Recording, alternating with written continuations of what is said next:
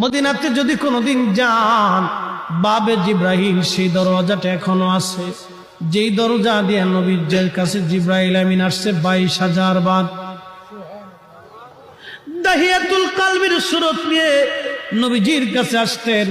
হযরত জিব্রাইল আমিন এসে সালাম দিয়ে বসে গেলেন। মানবের বেশে জিব্রাইল বসে গেলেন। ইয়া রাসূলুল্লাহ, আল্লাহ পাঠিয়ে দিয়েছেন, আল্লাহ সবই জানেন, ভিতরে বাহিরে প্রকাশ্য অপ্রকাশ্য আগে পরে, আপনার অন্তর ভিতর বাহিরে সব আল্লাহ জানেন। তারপরও আল্লাহ আমাকে পাঠিয়েছেন আপনার কুশল জানার জন্যে। হুজুর গো, আপনি কেমন আছেন দয়া করে বলবেন নি।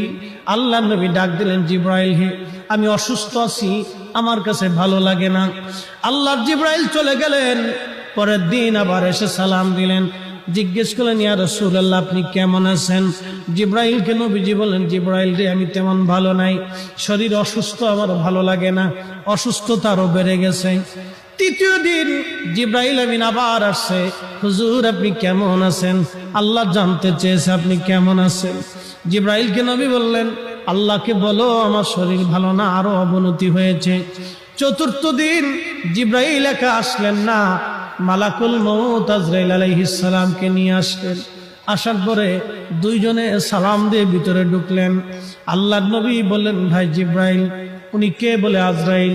আজরাইল সালাম দিলেন, ইয়া রাসূলুল্লাহ, আল্লাহ আপনার খেদমতে আমাকে পাঠিয়েছেন।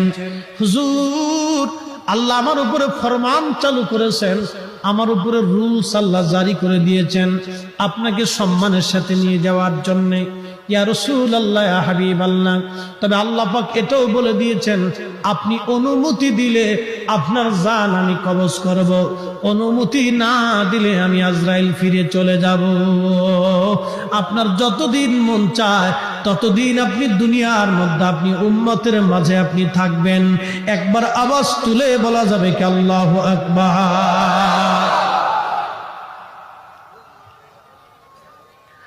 একটু বুঝেন তো।